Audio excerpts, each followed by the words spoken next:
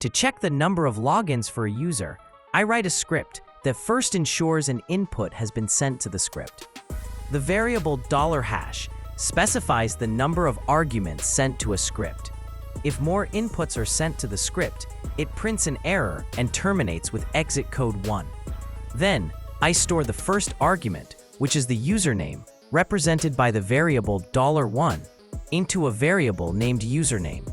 Next, I need to ensure that this username exists in the system, so I check its existence using the ID command. If the username does not exist, an error message is printed, and the script terminates with an exit code of 1. I execute the W command along with the -H option and the username. The -H option skips the header line, which contains the column names, and then I count the number of user logins using the WC command and store it in the variable number of logins. Now I'm checking the number of logins variable. If it equals 0, the user has no logins to the system. Otherwise, the user is currently logged into the system. I need to create a few variables. The numeric variables local login and SSH login specify the number of local logins and SSH logins respectively. The IP pattern variable specifies a regular expression string used to match IP addresses of remote SSH connections. Finally, I need to run the W command once more because I want to obtain the values from the column that contains either the IP address or the terminal name to which the user is locally connected. Now, using a while loop, I iterate over each line of the output from the W command.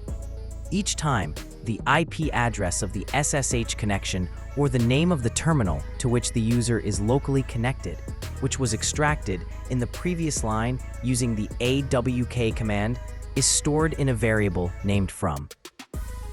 Now, if the from variable matches the regular expression pattern stored in the IP pattern variable, then the login is via SSH, and the SSH login counter is incremented by 1. Otherwise, the connection is local, and the local login counter is incremented by 1. I terminate the while loop using the done statement and pass the values of the login data variable to the while loop. Finally, I print a message displaying the total number of connections, along with the number of local and SSH connections. Use the change mode command to grant execute permission to the script. I'm passing the username Amir Nami to the script, and you can see there are 2 logins in total. One is a local connection, and the other is via SSH. Now, I'll print the login information for another user who only has a single SSH connection.